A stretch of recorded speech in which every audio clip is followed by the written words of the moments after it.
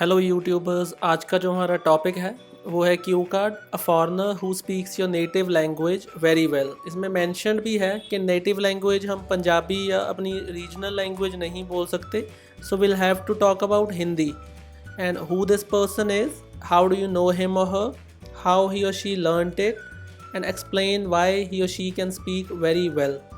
Okay, so जो cues होते हैं इसमें वो ज़्यादा कंपलसरी नहीं होते हैं, हमें उन्हें हम बोल सकते हैं। They are going to make it easier for us, but it's not compulsory that will have to follow all of them. अगर इनमें से कुछ रह भी जाता है तो वो ज़्यादा टेंशन लेने की ज़रूरत नहीं है। एग्जामिनर को अगर कुछ इंपॉर्टेंट लगेगा तो they are going to ask questions and we are not going to be penalised for it. Fine, चलो सो स्टार्ट करते हैं। बिफोर द क्यू कार्ड मैं आपसे कुछ वोकेबलरी, ईडियम्स और ग्रामर के जो कनेक्टर्स हैं वो डिस्कस करूँगा, और अगले पेज पे आप वही देखोगे कि आपको एक लिस्ट मिलेगी कि हमें कौन सी वोकेबलरी यूज़ करनी चाहिए, क्यों कौन से ईडियम्स यूज़ करने चाहिए और कनेक्टर्स वगैरह कैसा यूज़ कर सकते हैं हम। Okay, so let's jump in. Okay, जो फर्स्ट लिस्ट है वो वोकेबलरी आइटम्स की है। जो अच्छी वोकेबलरी आइटम्स हैं ये आप किसी भी जो सेलिब्रिटीज़ वाले टॉपिक हैं आपके, अगर वो एक्टर्स हैं या सिंगर्स हैं, उसमें यूज़ कर सकते हो। और यूज़ करने का फ़ायदा ये होगा कि आपका जो क्यू कार्ड है वो ज़्यादा ब्लैंड या प्लेन नहीं लगेगा। कि सो फर्स्ट वर्ड है main stream actor. Main stream actor होता है जो टॉप वाले एक्टर होते हैं कुछ, उनमें ब्लॉकबस्टर। ब्लॉकबस्टर हम किसी मूवी को कहते हैं जो बहुत ज़्यादा हिट हो, उसे ब्लॉकबस्टर कहा जाता है। लॉन्च्ड, ये हम launch the song, launch the film, जब कोई नई फिल्म या सॉन्ग रिलीज़ होता है उसे लॉन्च्ड कहा जा सकता है। Huge fan, easy. क्रिटिसिज्म, अब एक्टर्स और सिंगर्स के जब गाने अच्छे नहीं होते, उसमें कुछ ना कुछ अच्छा नहीं होता, तो उनको क्रिटिसिज्म मिलता है। मीन टू से उनको बैड कमेंट्स मिलते हैं, उसको क्रिटिसिज्म कहते हैं। ऑकवर्ड एक एडजेक्टिव है, इसे हम यूज़ करते हैं जब कोई बंदा कंफर्टेबल नहीं है किसी चीज़ को करने के लिए, तो वो उसमें ऑकवर्ड फील करता है। फॉर एग्जांपल अगर कोई क्रिकेटर गा रहा होगा तो उसका वॉइस वो ऑकवर्ड लगेगा उसे, and that's what awkwardness is. Gives credit to, जब हम किसी को क्रेडिट देते हैं अपनी जीत के लिए या अच्छे काम के लिए, that's what giving credit to is. Name and fame, नाम और शोहरत। A true inspiration like a role model, idol. Post stories, हम ऑनलाइन जब भी अपनी स्टोरीज़ शेयर करते हैं तो उसके लिए हम यूज़ कर सकते हैं post stories. Mother tongue, easy. Next idioms, मैंने ये ईडियम्स अपने क्यू कार्ड में यूज़ करने की कोशिश की है, आप भी इसी तरह 7 और 8 ईडियम्स अपने क्यू कार्ड्स में ज़रूर फिट कीजिए। They are also going to add flavour to it. So first one is spring to mind. जब हमारे दिमाग में कोई आइडिया आए, कोई बात हमारे दिमाग में आ जाए, उसे हम कहते हैं स्प्रिंग टू माई माइंड। अब इसकी एग्जांपल आपको मिलेगी क्यू कार्ड में।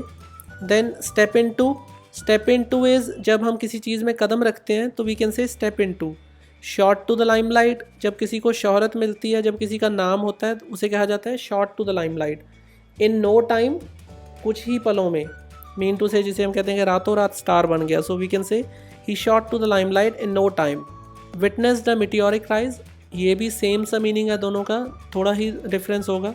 सो मिटियोरिक राइज इज़ रातों रात जिसको शोहरत मिल जाए, देन दैट्स मिटियोरिक राइज, बहुत ज़्यादा तरक्की मिलनी। Next is go from strength to strength. अब स्ट्रेंथ टू स्ट्रेंथ का हम यूज़ तब करते हैं जब किसी में कोई बेहतर होता जाए अपने स्किल में, अपने फील्ड में, तो वो स्ट्रेंथ से स्ट्रेंथ जा रहा है, मतलब वो पहले से और अच्छा होता जा रहा है, निखर रहा है। नेक्स्ट अप्स एंड डाउन्स, जिसमें अच्छा समय और बुरा समय। Shook something off, shook something off मतलब किसी चीज़ से रिकवरी होनी, जब हमें बुरा समय आता है और हम उसमें से निकल के बाहर आते हैं, so that's what is shook something off. Shook is basically second form of shake, सो ये शेक से बना हुआ फ्रेज़ है, शेक समथिंग ऑफ। जब हम कहते हैं कि उन्होंने वो उस चीज़ को पीछे छोड़ दिया, पीछे गिरा दिया, इसे हम उस वक्त यूज़ कर सकते हैं। Then next is Bollywood pro. So जिस भी फील्ड में कोई अपना एक्सपर्ट हो, हम उसको स्पोकन लैंग्वेज में प्रो कह सकते हैं कि he is a cricket pro, he is a Bollywood pro. Lending a helping hand, सीधा प्लेन बोलने की बजाय कि he helped him, we can say he lent a helping hand. Next is give up. Give up is जब हम हार मान लेते हैं तो उसे गिव अप कहा जाता है। ओके, अब हम बात करते हैं कनेक्टर्स की। सो इनफैक्ट हम यूज़ करते हैं जब हमें कहना हो कि असल में कुछ ऐसा था। सो असल में के लिए in fact, Second is like, which is easy, but we should also use easy connectors to add variety to our language. Then A, B and C, ये मेरा फेवरेट है. जब भी मुझे कुछ बताना होता है, I don't say etc और so on. मैं वहाँ पे A, B and C का यूज़ करता हूँ. जैसे मैंने आज के क्यू कार्ड में भी किया है, और उसमें मैंने कहा है कि 3-4 स्टार हैं, जैसे कि Jacqueline Fernandez, Nora Fatehi and Elli Avram. So मैंने 3 नाम लिए हैं बजाय के Jacqueline Fernandez, Noura Fatehi, etc. So that's not going to add much value to my answer. Okay, moving on. As हम because या since के लिए यूज़ कर रहे हैं. Hence result के लिए. Now time के लिए. Since then उस समय से. Of course बेशक. So ये भी result के लिए है. In a way इसका मतलब होता है कि एक मायने में, एक तरह वो ऐसा है. सो इन अ वे बोल सकते हैं हम तब.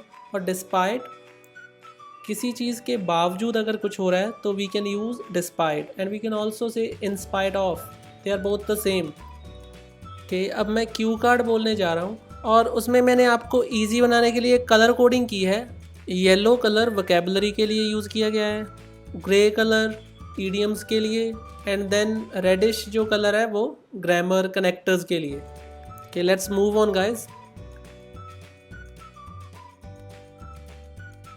Well, I don't know many foreigners who are fluent in Hindi, but some Bollywood celebrities do spring to my mind. In fact, all of them are female actors, like Jacqueline Fernandez, who is Sri Lankan, Noura Fatehi, who is Moroccan, and Swedish-born Ali Avram. But Katrina Kaif is another name that cannot be forgotten, as she was the first foreigner to step into Bollywood industry as a mainstream actor, and then others followed the suit. Katrina has a British citizenship. She began her acting career with a blockbuster and hence shot to the limelight in no time. She has witnessed a meteoric rise in her acting career. Now she is one of the biggest stars in the industry.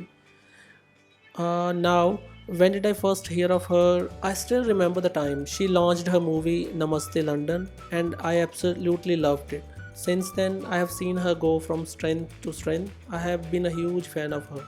Of course, her journey had its ups and downs. I remember the criticism she faced due to her Hindi dialogues in the movie, as she sounded awkward, but there was no question about her acting abilities.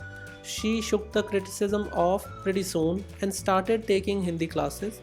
She gives credit to Jackie Shroff, another Bollywood pro, for lending a helping hand to her, as he used to help her read Devanagari scripts for 3 to 4 hours every day. I read all this information in a recent online blog. I also came to know that her father was half Indian, so genetics could have also played the role. No doubt she has earned unmatched name and fame today, but it could not have happened if she had not recovered from the criticism. In a way, she is a true inspiration for young people who tend to give up on their dreams rather easily. Now her aim is to master another language, which is Punjabi, because she was recently married to a Punjabi guy. They often post their Snapchat stories speaking to each other in Punjabi.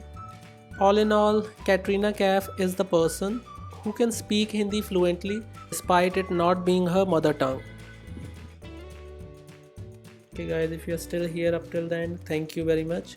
Do like, subscribe and share, because I'm going to post more useful content like this, and you can also give suggestions in the comment section. I'm open to them. Thank you very much. I'll see you in the next video.